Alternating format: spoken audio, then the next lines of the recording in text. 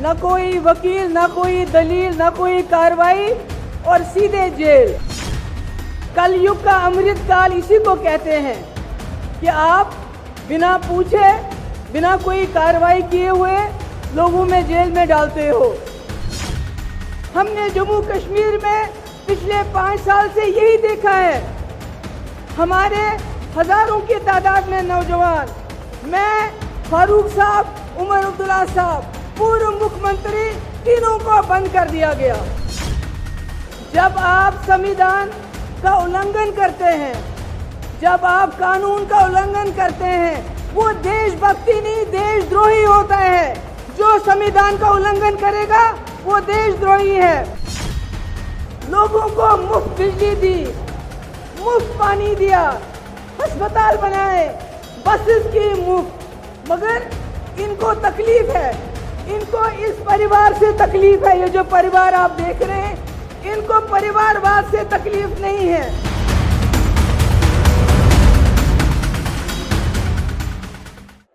तमाम लीडर साहिबान, यहाँ रामलीला मैदान में आए हुए हमारे भाई, हमारी बहनें, सबको मेरा सलाम, मेरा आदाब। आज देश बहुत मुश्किल हालात से गुजर रहा है। ऐसा हाल है, न कोई वकील, न कोई दलील, न कोई कार्रवाई और सीधे जेल।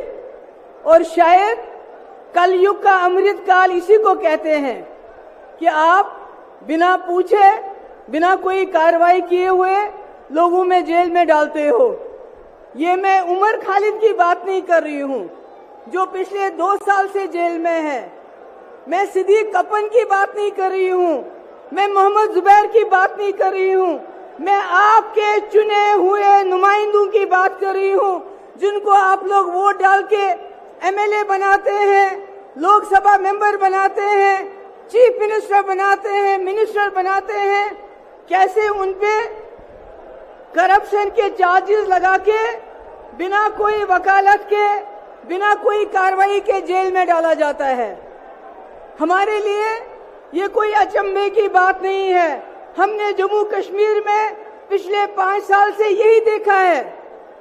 हमारे हजारों की तादाद में नौजवान, मैं, फारूक साहब, उमर अब्दुल्ला साहब, पूर्व मुख्यमंत्री, तीनों को बंद कर दिया गया और देश को बताया गया कि हम देश हित में कर रहे हैं। जब आप संविधान का उल्लंघन करते हैं, जब आप कानून का उल्लंघन करते हैं, वो देशभक्ति नहीं देशद्रोही होता है। जो संविधान का उल्लंघन करेगा वो देशद्रोही है। आज जम्मू कश्मीर एक लेबोरेटरी बना है, वहां टेस्टिंग होती है, फिर आपके साथ वही होता है। केजरीवाल जी का क्या कसूर, हेमंत सोरेन जी का क्या कसूर? अगर वो बीजेपी में चले जाएंगे केजरीवाल, तो ये सारे मीडिया के लोग जो पिछले कई दिनों से करप्शन करप्शन करप्शन केजरीवाल कहते हैं, तो ये कहना शुरू करेंगे कि केजरीवाल जैसा कट्टर ईमानदार कोई नहीं है। सिर्फ बात यह है कि केजरीवाल यहां से उठ के बीजेपी में चले जाएं। केजरीवाल का क्या कसूर? उन्होंने गरीबों के बच्चों के लिए स्कूल अच्छे अच्छे बनाए जहां से डॉक्टर, इंजीनियर, लॉयर, टीचर निकलेंगे।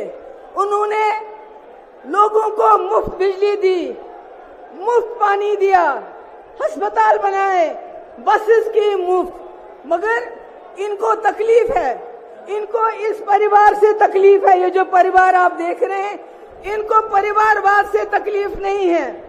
अगर परिवारवाद से तकलीफ होती तो ज्योतिरादित्य सिंधिया को नहीं लेते।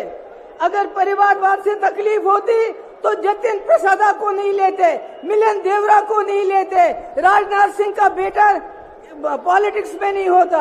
इनको तकलीफ है अगर आज भी आदित्य ठाकरे जी बीजेपी में चले जाते हैं तो फिर परिवारवाद नहीं है। इनको एक परिवार से सबसे ज्यादा तकलीफ है, और वो परिवार जिसने इस देश के लिए जेल में गए, कुर्बानियां दी, इस देश को बनाया। गांधी नेहरू उस परिवार की बात करते हैं। अरे मैं कहती हूँ ऐसे और परिवार पैदा हुए होने चाहिए थे। आज देश जो हमारा चांद्रयान पे पहुंचा, चांद पे पहुंचा, शायद कहीं और पहुंच गया होता। इनका क्या काम है?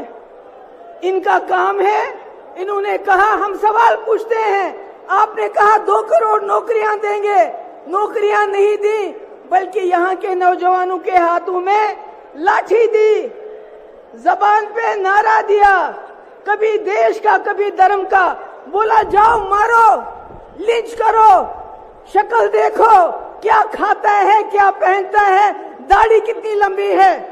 इन्होंने नौजवानों का अपराधीकरण किया, उनको दंगाई बनाया, कहा तुम दंगे करो, तुमको जेल नहीं भेजेंगे, मगर हमसे नौकरी का हिसाब मत मांगो, हमसे 2 करोड़ नौकरियों का हिसाब मत मांगो।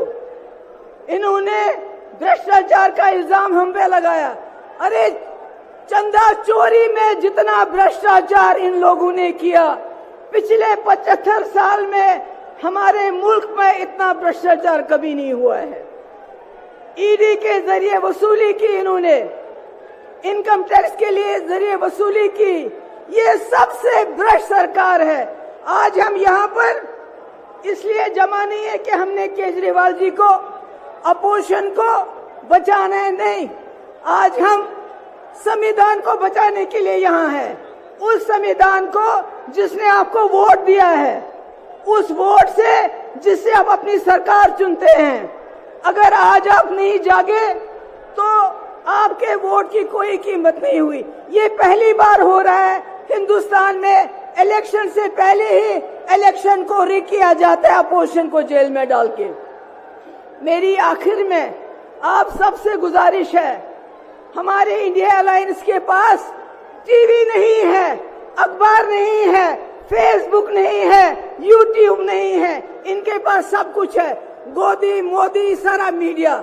इसलिए मेरी आपसे गुजारिश है, हमारा मीडिया, हमारा अखबार, हमारा फेसबुक आप लोग हो, आप लोगों को जाके लोगों को समझाना पड़ेगा कि केजरीवाल जी हो, हेमंत सोरेन जी हो या कोई और हो, वो जेल में इसलिए है, वो संविधान को बचाना चाहते हैं, आपके वोट को बचाना चाहते हैं। बहुत बहुत शुक्रिया।